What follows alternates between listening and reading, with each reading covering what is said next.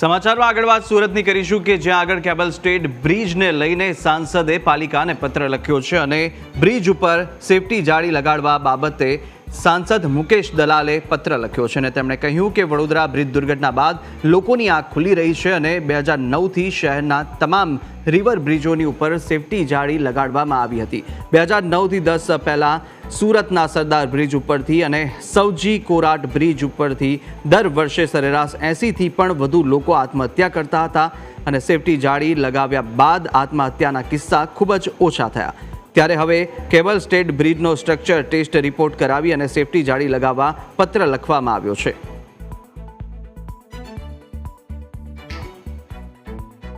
પણ 2010માં જે cable state bridge બન્યો છે તેમાં સંભાવ આ સેફટી નેટ લગાવવાની ચૂક થઈ ગઈ છે। તો મારા ધ્યાન પર વિષય આવતા મેં જોયું કે ત્યાં સેફટી નેટ નથી તો મેં મ્યુનિસિપલ કમિશનરને એક પત્ર લખીને સૂચન કર્યું છે કે તાકીદે કેબલ સ્ટેટ બ્રિજનો સ્ટ્રક્ચરલ રિપોર્ટ કરાવીને અને જો એ સ્ટ્રક્ચરલ રિપોર્ટ પોઝિટિવ આવે